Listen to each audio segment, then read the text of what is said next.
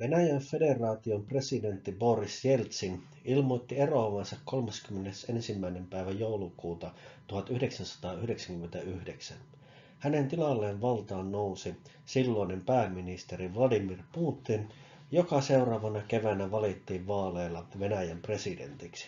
Tästä on nyt kulunut yli 22 vuotta, ja yhä tänäkin päivänä Vladimir Putinin kannatus on korkea. Mikä selittää sen, että Putinia edelleenkin tukee venäläisten huomattava enemmistö, vaikka tältä ulkopuolelta katsoen voisi sanoa, että hänen johdollaan Venäjä on monellakin tavalla mennyt ei-toivottavaan suuntaan.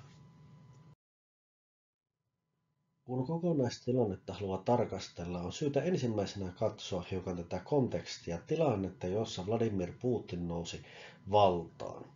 Putinista tuli pääministeri elokuussa 1999.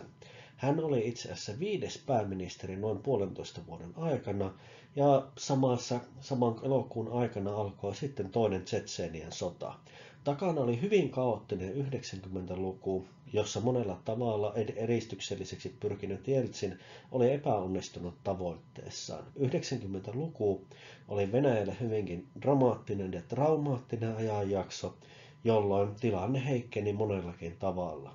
Kun Jeltsinin aika oli väistyä, niin se tapahtui tilanteessa, jossa takana oli tosiaan entisen suurvallan hyvin kaoottiset ja vaikeat vuodet. Tässä tilanteessa myöskin sotatoimet olivat uudelleen leimahtaneet Kaukasuksella. Toinen Tšetšenian sota oli käynnistynyt. Sen alusta tosin on epäilyksiä esitetty, että Venäjä olisi itse asiassa lavastanut pommi-iskun, joka olisi osaltaan toiminut oikeutuksena sodalle. No, oli miten oli, joka tapauksessa ääri-islamistinen liikehdintä vahvistui Tšetšenia-alueella ja läikkyi myöskin Venäjän federaation kontrollissa oleville alueille, ennen kaikkea Dagestanissa ja Ingushetiassa. Nämä sotatoimet, jotka käynnistyivät elokuussa 1999, sujuvat Venäjällä alkuvaiheessa verrattain hyvin, ja lopultahan Venäjä vei tämän sodan myöskin voittoon. Vladimir Putinin kannatuksen rakentamisessa näillä sotatoimilla oli merkittävä rooli, sillä hän esiintyi tällaisena vahvana toimijana, joka aikoi palauttaa Venäjän federaatiosta irrottautuneen alueen jälleen Moskovan hallintoon. Toisaalta olennaista on se, että kun Neuvostoliitto oli romahtanut ja sitä seurasi sitten tämä Venäjän hyvin vaikea 90-luku, Boris Jeltsinin hallinto, taantuva talous, yhä enenevässä määrin oligarkkien haltuun päätyvä talousjärjestelmä, valtavat ongelmat rikollisuuden ja korruption kanssa, niin nämä kaikki ryvettivät demokratiaa. Neuvostoliitto romahti, tilalle tuli Venäjän federaatio.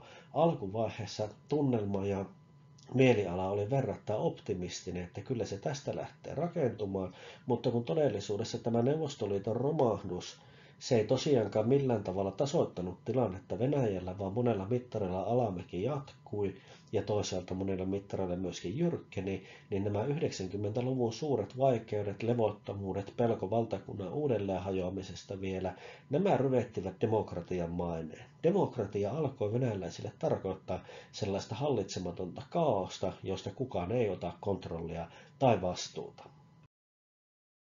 Neuvostoliiton romahduksen keskeinen tekijä oli jäykkä, toimimaton, korruptoitunut suunnitelmatalous. Mutta Neuvostoliiton talousvaikeudet eivät todellakaan päättyneet siihen, että sosialistinen järjestelmä romahti.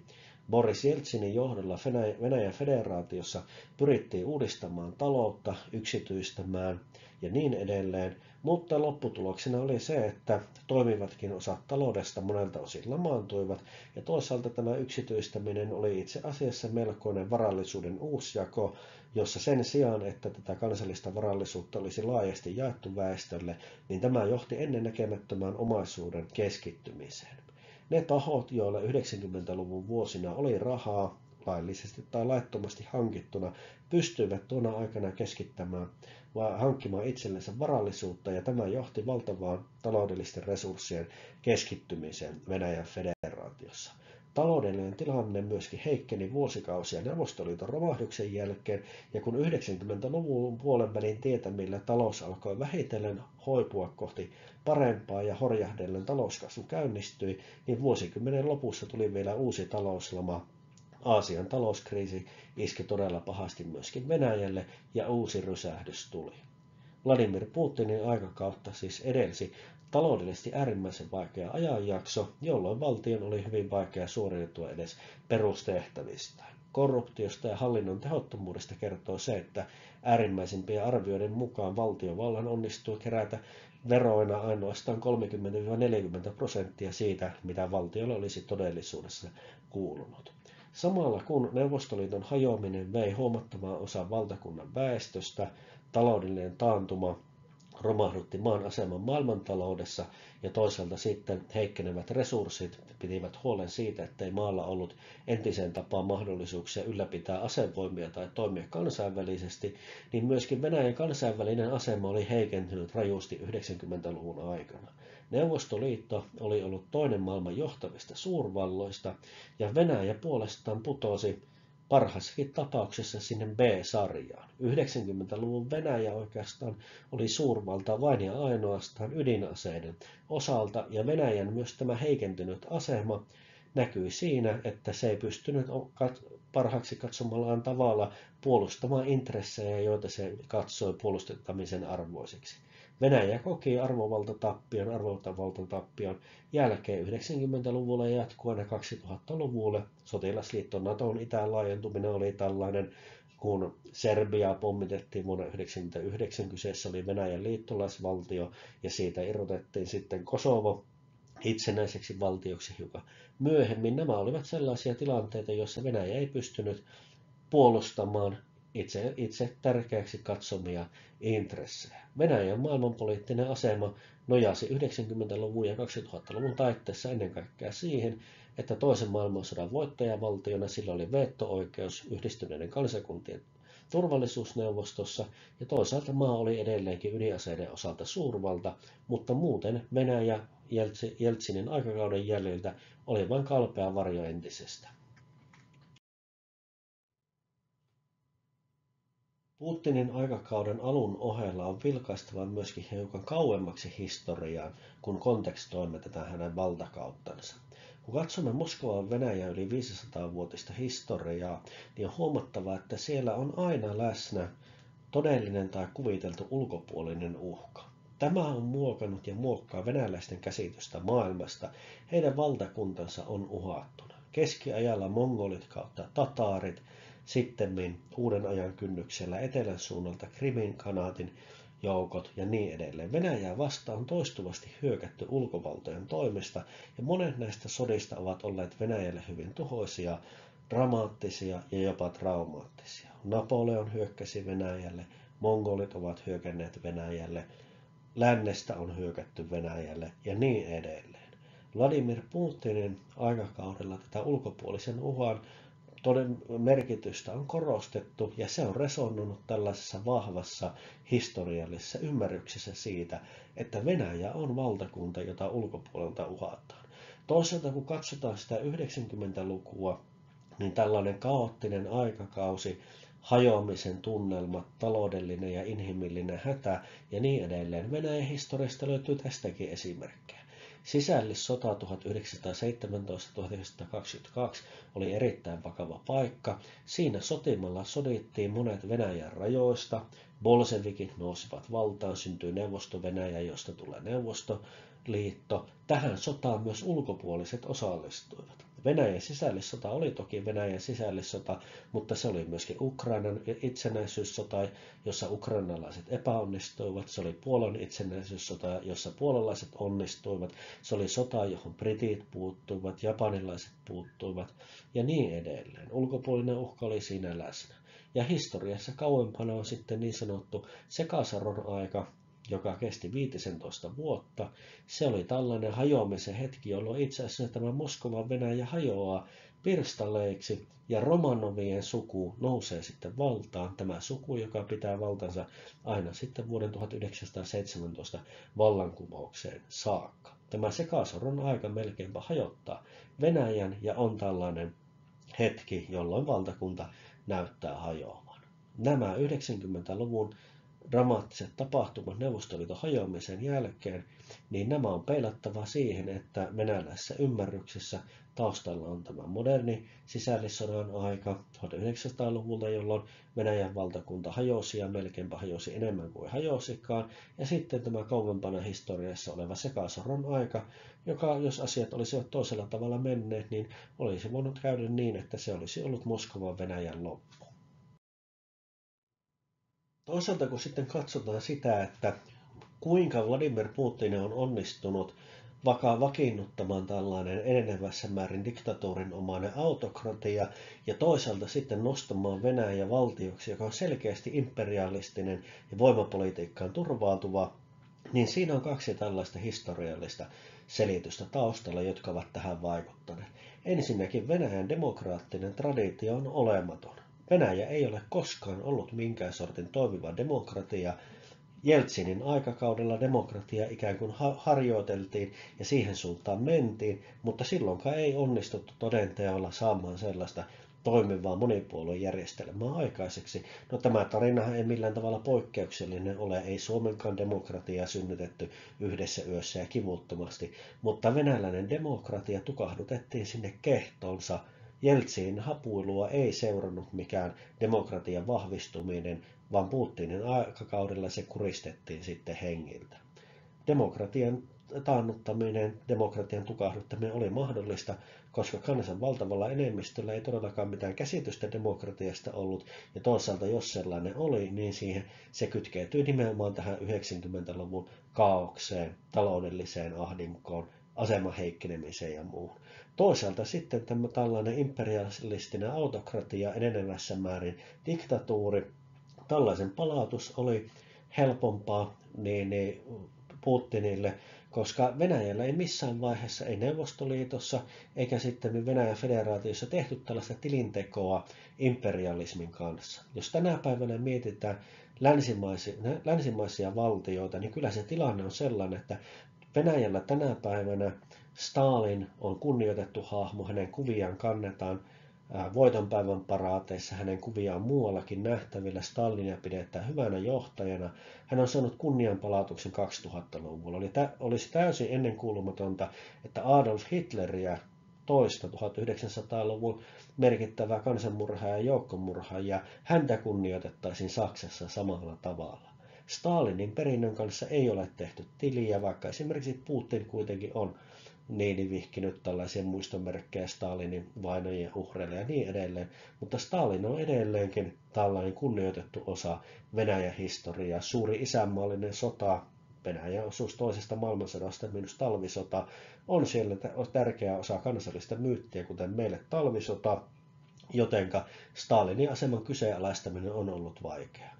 Myöskin Venäjä on imperiumi, imperialistinen valtio, ja toisin kuin vaikka Britannia ja Ranska, niin Venäjän näistä valloituksista, mitä se on uudella ajalla tehnyt 1400-luvulta alkaen, niin huomattavaa osahan ei ole itsenäistynyt.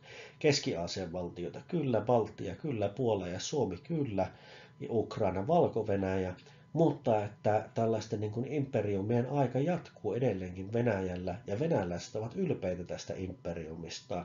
Jos taas katsotaan jotain Ranskaa tai Britanniaa, niin siellähän historian tutkimuksen valtavirta ei enää yritä hyväksi selitellä imperiumien aikakautta tavallisillakin ihmisillä. Ne käsitykset ovat sellaisia, että tällainen häikäilemätön imperialismi, mitä Ranska ja Britannia harjoittivat, että ei se nyt ollut hyvä juttu.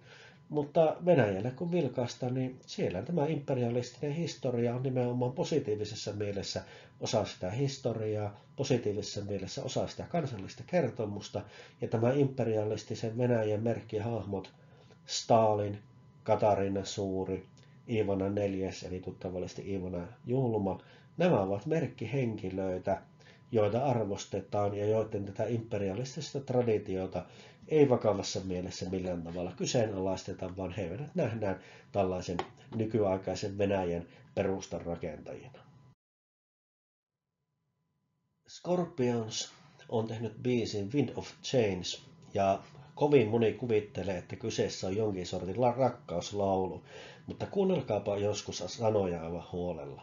Siinähän lauletaan tästä kylmän sodan jälkeisestä tilanteesta, mitenkä nyt tämä rautaesirippu on sortunut ja itä ja länsi voivat olla ystäviä ja mennyt lakaistaan taakse.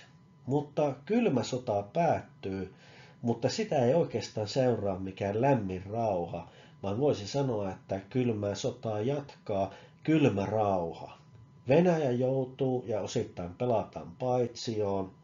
Länsi käyttää hyvin voimakkaasti tätä asemansa hyväksi ja ennen kaikkea Yhdysvallat. Eurooppalaiset valtiot ovat melko lailla tyytyväisiä siihen, että kylmä sota päättyy, sodan uhka päättyy, asevoimia aletaan ajamaan alas ja niin edelleen. Mutta Yhdysvallathan nousee 90-luvulla tultaessa tällaiseksi lähestulkoon hegemonia-asemaan, tai ainakin yrittää sellaista saavuttaa, ja puhutaan tällaista maailmanpoliisista.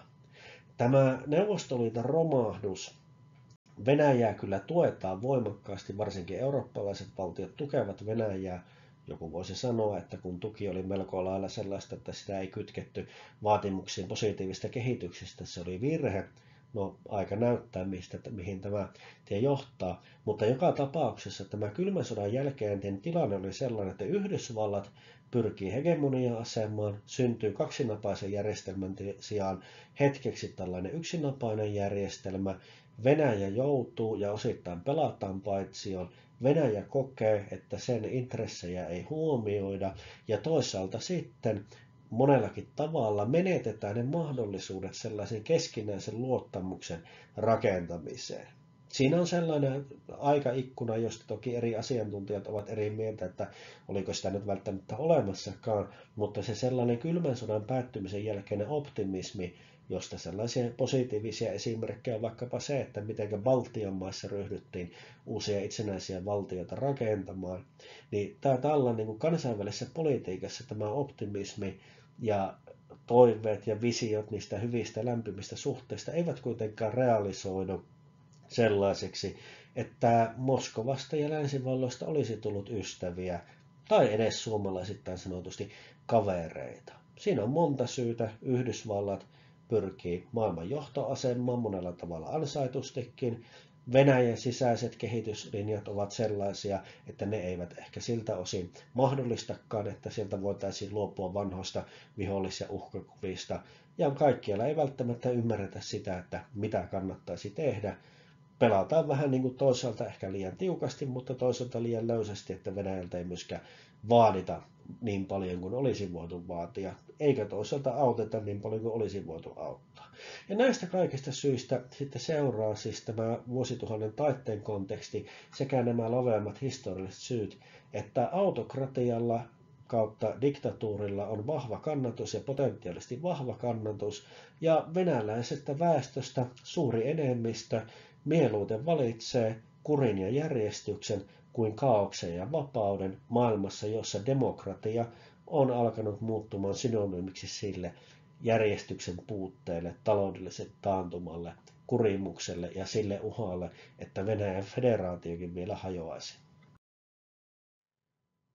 Nyt kun olemme taustoittaneet Vladimir Putinin aikakauden alkua, niin vilkaistaanpa sitten, että mitä on tapahtunut hänen aikakaudellaan. Ensinnäkin 90-luvun kaoottinen aikakausi, talouden keskittyminen harvoille ja valituille niin sanotuille oligarkeille, niin tähän oligarkkien valtaan Vladimir Putin puuttui heti valtakautensa alusta alkaen ankarasti ja tehokkaasti. Kerrotaan, että jo kesällä 2000 hän kutsui luoksensa Venäjän rikkaammat miehet ja sen jälkeen yksinkertaisesti teki selväksi sen, että he ovat hänen puolellaan tai häntä vastaan. Nämä miehet olivat tehneet omaisuutensa korruptoituneilla keinoilla ja tosiasiallisesti hyötyneet tästä 90-luvun tilanteesta, mutta nyt olisi uusi isäntä talossa. No, tämä tarina, siitä ei ole varmuutta, mutta siitä on raportoitu monessa lähteessä.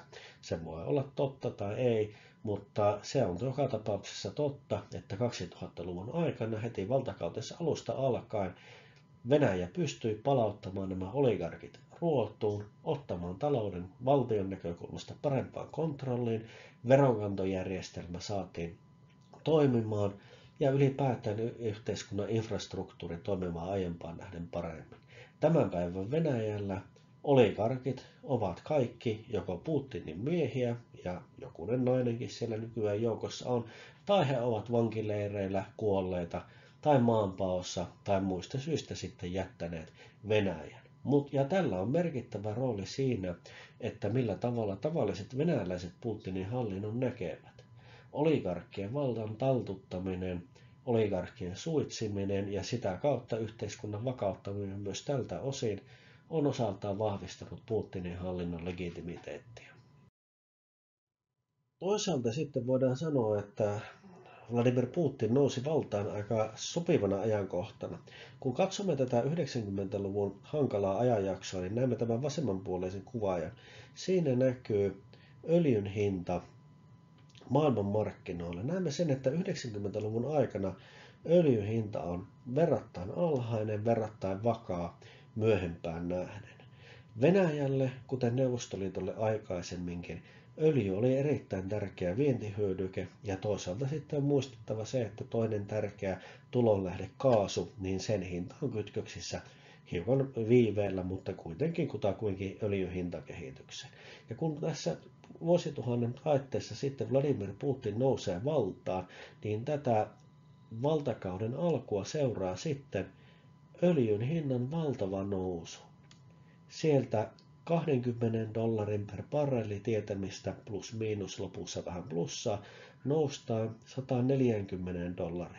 On huomattava se, että öljy on tällainen hyödyke, jossa nämä kulut ovat verrattain suuria, kun sitä pumpataan sieltä, niin tosiasiallinen tilanne on se, että kun tämä hinta täältä $20 nousee, niin voittojen määrä kasvaa itse asiassa suhteessa enemmän, koska ne kustannuksethan sillä, millä öljy saadaan markkinoille, niin ovat kuitenkin kiinteät. Toisaalta tämä sitten yhdistyy siihen, että Venäjän federaation koko olemassaolon aikana ruplan arvo on kulkenut karkeasti katsoen kutakuinkin öljyn hinnan kanssa käsi kädessä, eli korkeat öljyhinnat ovat tarkoittaneet Venäjälle suuria vientituloja, joka on vahvistanut ruplaa. Toisin sanoen, jos otetaan sitten näkökulmaksi tavallinen venäläinen kansalainen, niin tämä ensinnäkin valtakunta on tullut valtavat määrät öljyrahaa, mikä on mahdollistanut valtion kehittämisen asevarustelun ohella myöskin sitten ihan ihmisten elintason nousu ja niin edelleen. Samalla myöskin on rupla vahvistunut, joka on sitten tarkoittanut edullisempia tuontihyödykkeitä. Ja kun katsotaan sitten tätä ruplan hintakehitystä, öljyn hintakehitystä, niin vaikka täällä nyt näkyykin syvä romahdus kansainvälisen finanssikriisin yhteydessä, niin Vladimir Putinin aikakaudella aina tuonne 2014-2015 tietämille, eli Ukrainan sotaan saakka, öljyn hinta pysyy rajusti korkeampana kuin mitä se oli 90-luvun vaikeiden ajanjaksojen aikana. Toisin sanoen Putin nousee valtaan aikakaudella, jolloin Venäjän tärkeimpien vientihyödykkeiden arvo nousee, joka tuo hänelle ennennäkemättömän määrän taloudellisia resursseja, jotka mahdollistavat valtion kehittämisen, asevoimiin ja valtion infrastruktuuriin investoimisen, mutta myöskin sitten tuo tavalliselle kansalle lisääntyvää hyvinvointia ja varallisuutta. Venäjälle suuri ylpeyden aihe oli se, että 2006 Venäjän federaatio maksoi viimeiset Neuvostoliiton velat. Venäjän federaatiohan oli monella tavalla Neuvostoliiton perillinen, ja yksi näistä tavoista oli se, että se sai kontollensa nämä keskusvallan velat. Toisaalta sitten, kun pistämme tämän rajapyykiksi tämän Ukrainan sota edeltäneen ajan, eli 2014-2015, ja katsomme sitä, että mitä Putinin aikakaudella tapahtui, niin venäläinen keskiluokka kasvoi. Siis kun vuosituhannen taitteessa venäläinen keskiluokka oli verrattain pieni, niin määritelmästä riippuen tämän keskiluokan koko vähintäänkin kaksinkertaistui tietyillä mittareilla, ja itse raportoituna voidaan sanoa, että saattoi jopa kolmin- tai nelinkertaistuakin se porukka, joka katsoivat kuuluvansa keskiluokkaan. Ja toisaalta kun katsotaan sitten sitä keskiluokkaa, niin venäläinen keskiluokka oli myöskin vauraampaa kuin koskaan. 2014 tällainen keskiluokkainen venäläinen, erityisesti Pietarista tai Moskovasta, niin hänellä oli verrattain länsi-eurooppalaista vastaava elintaso, he pystyivät matkustamaan ulkomaille ja niin edelleen. Toisaalta tämä keskiluokan vaurastuminen Plus kasvaminen suhteellisena osuutena kytkeytyy myös siihen, että köyhien määrä laski. Absoluuttisessa köyhyydessä olevien määrä suoranaisesti romahti ja yleisesti köyhyysrajan alapuolella oleva väestön määrä laski ja samaan aikaan sen väestön asema, jotka kuitenkin elivät köyhyysrajan alapuolella, parani ja elintaso parani. Toisaalta sitten 2000-luvun lihavina vuosina myöskin provinssikaupungit vaurastuivat. 90-luvun Venäjällä ja itse asiassa 2000-luvun puolellekin tilanne oli sellainen, että talouskasvun hedelmät ja tämän tällaisen uuden vapaan markkinatalouden hedelmät monellakin tavalla keskittyivät ennen kaikkea muutamille öljyntuotantoalueille ja ennen kaikkea Moskovaan ja Pietariin. Mutta 2000-luvun lihavina vuosina sitten tämä uusi vauraus ja varallisuus, kasvava keskiluokka, vähenevä köyhyys, niin nämä alkoivat tuntumaan myöskin valtakunnan provinssikaupungeissa ja ylipäätään muuallakin kuin suurissa kaupungeissa. Toisin sanoen 90-luvun kaaosta, taloudellista alamäkeä, pelkoja siitä, että valtakunta hajoaa, seuraa 2000-luku. Putinin valtakauden ensimmäiset 14-15 vuotta ovat sellaista, että yhteiskunta vakautuu, oligarkit, jotka nähtiin tällaisina taloutta ryöstäneinä ryhminä, heidät saadaan kuriin, tavallisen väestön elintaso kasvaa, keskiluokka kasvaa ja vaurastuu, köyhyys vähenee, köyhien asema paranee, vauraus leviää myöskin valtakunnan sydänalueiden ulkopuolelle. Tällaisessa tilanteessa ei liene mitenkään niin kummallista todeta se, että kyllähän sitten Vladimir Putin, jonka ansioksi nämä monet asiat sitten nimenomaan tosiasiallisesti ilmoitetaan, että hänen kannatuksensa pysyy korkealla.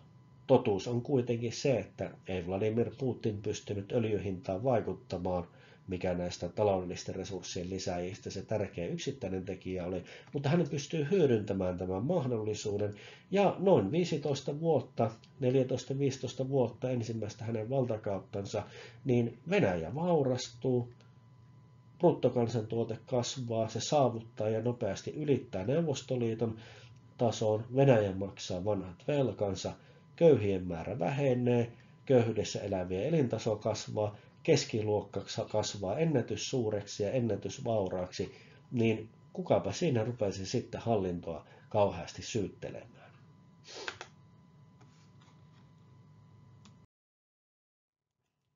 Oikeanpuoleisena sitten näemme tämän bruttokansantuotteen vuoden 2016 ruplina mitattuna ja näemme sen, että tosiaan Neuvostoliiton romahdustahan seuraa 90-luvun jälkipuoliskolle jatkuva bruttokansantuotteen lasku.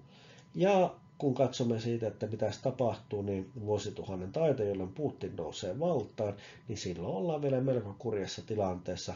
Mutta tästä sitten kansainväliseen finanssikriisiin saakka 2008-2009 tämä iskee tasaista nousua. Tämä on keskeisessä roolissa, miksi Putinin kannatus kasvaa. Mutta sen jälkeen näemme sen, että finanssikriisi iskee Venäjälle, niin kuin se iski Suomeenkin, ja hidastuman kasvun aikaa, jossa sitten aika lailla muuten tämä käppyrä olisi hyvin samannäköinen Suomen osalta, meillä vielä itse asiassa jopa vähän kituliemmin kasvava, junnataan sitten siinä samassa, kunnes sitten tulee tämä Venäjä hyökkäys Ukrainaan ja alkaa jyrkkä lasku. Ja sitä edeltää koronavirusinfektio. Mutta tässä myöskin näemme sen, että Neuvostoliiton tämä romahdus ei tosiaankaan talousromahdusta pysäyttänyt, vaan lähemmäs 10 vuotta mentiin vielä alamäkeä, ja Putinin noustessa valtaan, niin nousukausi on jo käynnissä, ja hän pääsee hyödyntämään sitten tämän, ja vaikka sitten tämä nousukausi ei jatkokaan sillä kulmalla, millä se näytti alkuun menevän, niin joka tapauksessa Venäjä 2000-luvun ensimmäisen vuosikymmenen lopulla ennen kansainvälistä finanssikriisiä, niin siitä on kuitenkin hiukan vaurastunut ennen kuin koronavirus iskee, joka tosiaan tuntuu sitten kaikkialla, eikä ole millään tavalla Venäjälle erityinen ongelma. Levada on tällainen tutkimuslaitos tai tutkimusinstituutti Venäjällä, joka tekee mielipidemittauksia ja kyselyitä. Tietysti On muistettava, että Venäjällä riippumattomuus nyt ei aivan tarkoita riippumattomuutta siinä mielessä, miten me täällä lännessä se ymmärrämme, mutta Levadaa pidetään kuitenkin yleisellä tasolla luotettavana ja ehdottomasti parhaana tällaisena kyselytutkimuksia tekevänä tahona Venäjällä.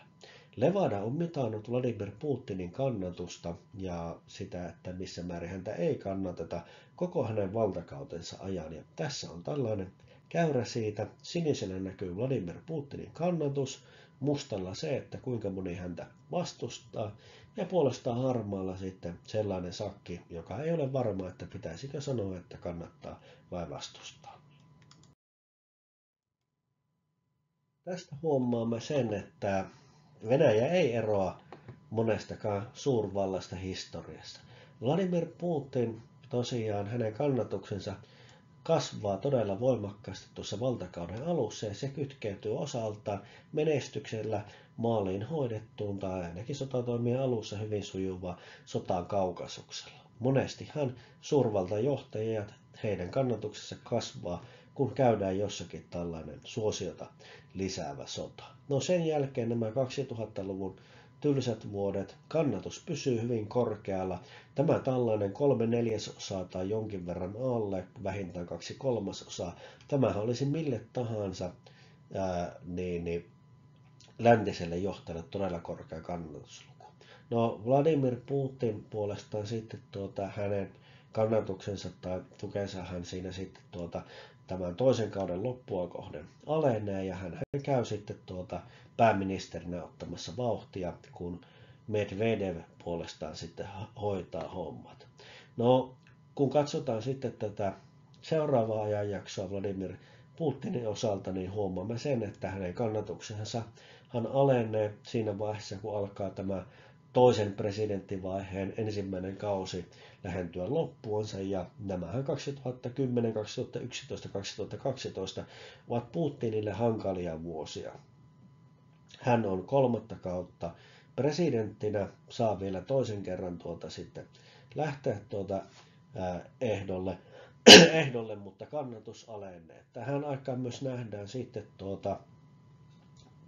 Putinin vastaisia mielenosoituksia, mutta tämä 2010-luvun alku on monella tavalla sellainen Putinin valtakauden sementoitumista edeltävä ajanjakso. Mutta sitten näemmekin hyppäyksen, mitä tässä tapahtuu. No, Ukrainan levottomuudet, vallankumous kautta vallankaappaus Ukrainassa. Sen jälkeen Venäjä nappaa sieltä Krimin itsellensä, miehittää sen ja myöhemmin sitten liittää laittomasti itseensä. Itä-Ukrainaan pistetään pystyyn Donetskin ja Luhanskin kansantasavallat, jotka siis eivät mitään kansantasavaltoja ole, vaan Venäjän ylläpitämiä ja miehittäviä alueita. Mutta tällainen sota sitten naapurissa nostaa kannatusta. Krimin valloitus on niin kuin laajasti kannatettua Venäjällä. Myöskin oppositio suurimmalta osin kannattaa Krimin valloitusta ja liittämistä Venäjää. Ja sodalla ja vastakkainasettelulla saadaan kannatus nousu ja taas päästään sinne 3/4 paremmalle puolelle. Sieltähän sitten tämä kannatus alkaa pikkuhiljaa hiipumaan sitten taas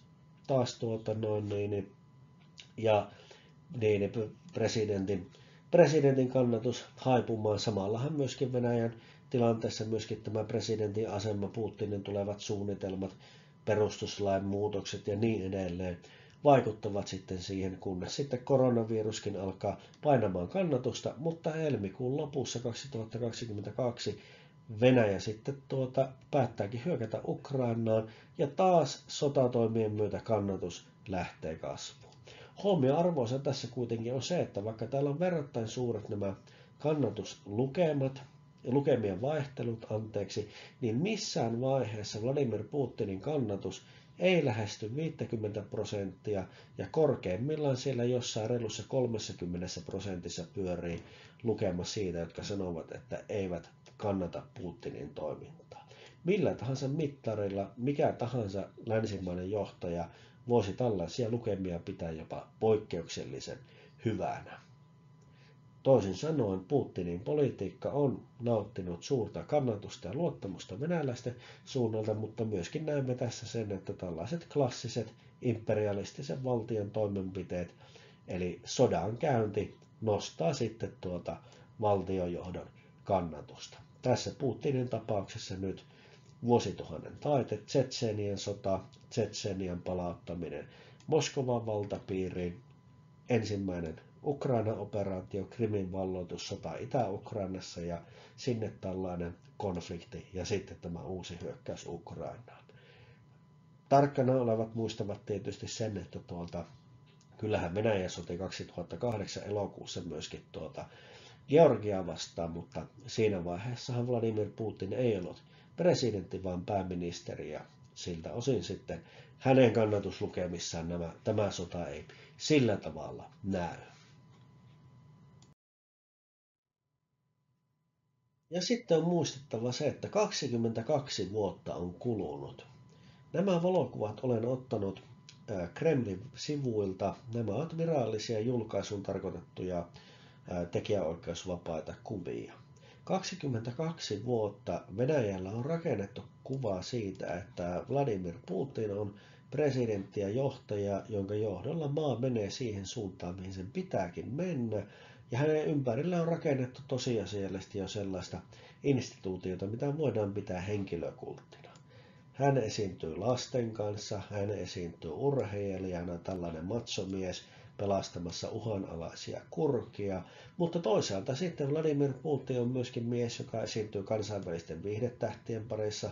No, Steven Seagal on ehkä kyllä kauniisti sanottuna jonkinlaista jo B- tai B-sarjaa, mutta myöskin Vladimir Putin on johtaja, joka on esiintynyt ja toimii myöskin kansainvälisessä politiikassa suurvaltajohtajien, kuten Barack Obaman rinnalla, ja toisaalta sitten myöskin merkittävien eurooppalaisten johtajien, kuten myös Angela Merkelin kanssa. Vladimir Putinin tämä pitkä aikakausi, kun ruvetaan vertailemaan sitä muuhun maailmaan, niin tarkoittaa sitä, että näissä demokraattisissa valtioissahan johtajia tulee. Merkelin kaltaiset pitkään vallassa olleet ovat hyvin harvinaisia. Putinin hallinnolla on tällainen jatkuvuus. Ja tämä tietysti tarkoittaa, kun hänen asemansa on pönkitetty propagandassa ja muualla, niin yli 20 vuoden aikana meillä on syntynyt suuri joukko ihmisryhmä venäläisiä, jotka ovat tällaisen poliittisen tietoisuuden aikakaudella olleet koko aikuiselämässä Putinin Venäjällä.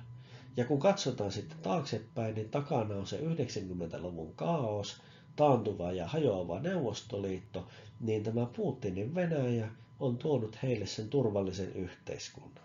22 vuotta saman miehen johdolla, kun valta on yhä enenevässä määrin keskitetty, alkaa olla vaikea kuvitella jotain vaihtoehtoa.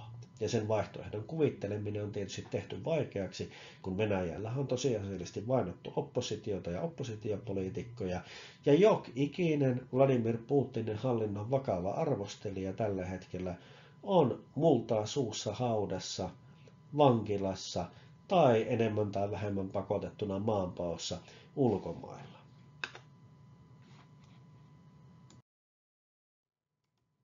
Ja kuten tsaarit presidenttiä ennen, Vladimir Putin on myöskin ottanut läheiseen kontaktiin myöskin Venäjän ortodoksisen kirkon, patriarkka Kirillin ja kumppanit, ja tämä tällainen ortodoksinen uskonto, slaavilainen nationalismi, nämä lyövät kättä päivää tämän päivän Venäjässä melko lailla samalla tavalla kuin keisarikunnan aikakaudella.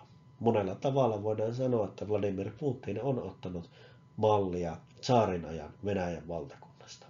Toisaalta sitten, kun katsotaan sitten Putinin lähipiiriä, tässä näemme puolustusministeri Shoigun ja Putinin yhteisellä kalamatkalla, niin Vladimir Putin on pitänyt huolen siitä, että hänen lähipiirissään on ihmisiä, joihin hän voi luottaa. Hän on rakentanut presidenttikeskeisen hallintokoneiston, jonka ytimessä on hän itse, ei mikään presidenttiinstituutio, vaan Vladimir Putin. Sergei Shoigu on tästä äärimmäinen esimerkki. Hän oli hätätilaministerinä vuonna 1991 ja pysyi siinä asemassa vuoteen 2012. Ja 2012 vuodesta alkaen hän on toiminut puolestaan puolustusministerinä. Vladimir Putinin lähipiirissä on koko joukko hyvin pitkän uran tehnyttä väkeä, jotka ovat tavalla tai toisella Putinin lähipiiriä. Osa turvallisuuspalveluhistorian kautta henkilökohtaisia tuttuja, osa tuttavia ja ystäviä Pietarin ajoilta, osa taas poliittisen uran aikana luotetuiksi tulleita ja luotetuiksi todettuja. Putin on rakentanut hallinnon, joka palvelee hänen asemansa. Ja kun katsotaan sitten sieltä alhaalta päin tätä kokonaisuutta, 22 vuotta Venäjää Putinilla, on hyvin hankala kuvitella Venäjää ilman Putinia. Venäläistä näkökulmasta Vladimir Putin on palauttanut maan taas maailmankartalle suurvaltojen joukkoon aktiiviseksi toimijaksi. 90-luvun kaos, alamäki ja alennustila on hoidettu. Venäjää pelätään, jos nyt ei välttämättä kunnioiteta, niin ainakin pelätään. Siitä on tullut ei mikään ykkösnyrkin suurvalta tämän päivän maailmassa, mutta ei tämän päivän Venäjää voida kuitenkaan pitää minään takarivin valtiona. Tämä näkyy myös siinä, että millä tavalla se on ollut aktiivinen Lähi-idässä.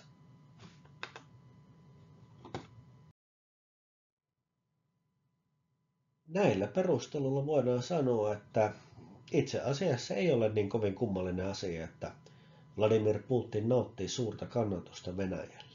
Mutta nyt keväällä 2022 maa käy raakaa sotaa Ukrainassa.